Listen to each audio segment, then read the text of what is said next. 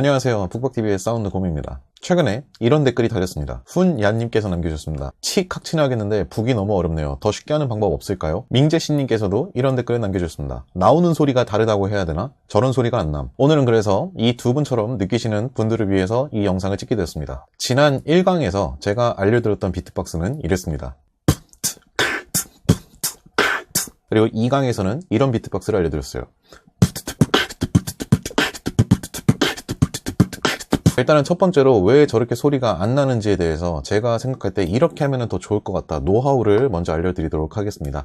일단은 맨 처음에 댓글을 남겨주셨던 훈얀님 같은 경우는 만약에 킥소리, 이 북소리가 잘 안 된다고 하시면은 이렇게 연습하시는 게 좋습니다. 그러니까 이미지 트레이닝을 굉장히 많이 하시는 거를 일단 추천드려요. 두 가지를 제가 이야기 드리겠습니다. 먼저 바로 앞에 촛불이 있습니다. 근데 촛불이 불이 점점 커진다고 생각하시면 돼요. 그냥 이렇게 해서 끌 수 있는 정도가 아니라 진짜 훈얀님의 손발이 다 묶여있고 눈앞에서 촛불이 불씨가 점점 커진다고 생각하세요. 입으로만 끌 수 있어요. 아니 뭐 얼굴도 못 움직여요. 그냥 입에 있는 바람으로만 꺼낸다고 생각하시면 됩니다. 그 정도로 정말 진심으로 킥을 한번 바람을 세게 뱉어보신다고 생각하시면은 소리가 아마 이렇게 나실 거예요. 첫 번째 살살 뱉을 경우, 두 번째 북소리만 따라하려는 경우, 세 번째 바람만 되게 미세하게 나오는 경우.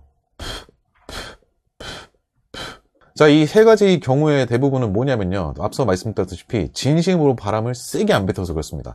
그러니까 입술을 세게 다무셔야 돼요. 일단 입을 굉장히 세게 굳건하게 이렇게 다무신 상태에서 그 상태에서 마치 내 입에 있던 바람이 진짜 마지못해서 앞에 있던 촛불을 끌어나간다고 생각하고 엄청나게 세게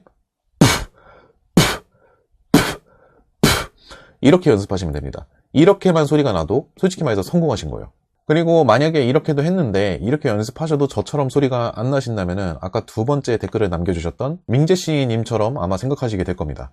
나오는 소리가 다르다고 해야 하나? 저런 소리가 안 남. 이렇게 생각이 드실 수가 있습니다. 일단 말씀드릴 게 있습니다. 저는 비트박스를 한 지 19년 차예요. 지금 강좌를 찍으면서도 제가 하고 있는 이 비트박스는 최대한 초보자들이 소리를 냈을 때 이렇게 소리를 내는 게 가장 정석이다 라는 것에 근접하게 내는 거고요. 원래 제가 내는 비트박스 소리는 이렇습니다.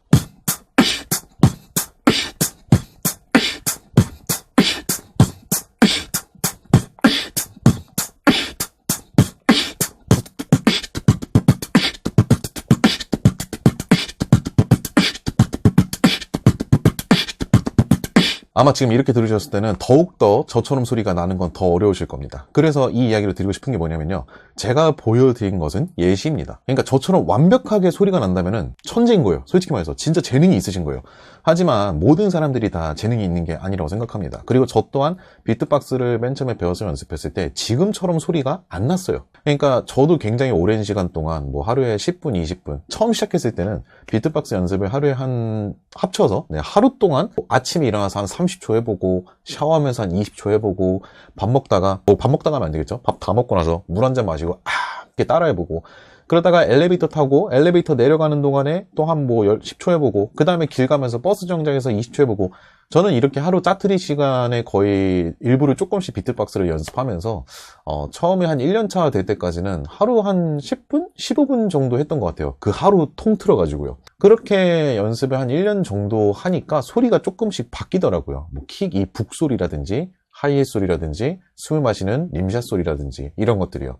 그리고 이러한 것들이 1년에서 2년이 되고 3년이 되고 4년이 되고 5년이 됐을 때는 5년차 때는 소리가 1년차랑 완전히 180도 달라지게 돼요. 그리고 5년차에서 10년차로 넘어가게 되면은 그때는 소리를 낼 때 발성법 자체가 아예 바뀌게 됩니다. 힘을 조금만 줘도 완벽하게 소리를 낼 수 있게 되고 어떻게 하든지 소리가 더 크게 나고 이런 식으로 좀 노하우가 생기기 시작하고요. 저는 그런 상태를 지금 현재 19년차가 된 상태예요.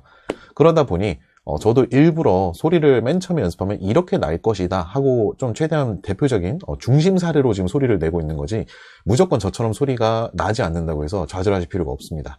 지금 연습하시고 계신 소리 있죠? 제가 알려드렸던 그 발성법대로만 소리가 나고 있다면은, 저랑 똑같이가 아니라 비슷하게 조금이라도 비슷하게 나고 있다면은 되고 있는 거예요. 그렇기 때문에 절대 주눅들지 마시고요. 그 상태에서 계속 반복 연습을 해나가신 게 굉장히 중요합니다. 누구든지 맨 처음에 시작은 초라할 수 있습니다. 하지만 이 비트박스만큼은 제가 이 얘기 드리고 싶어요.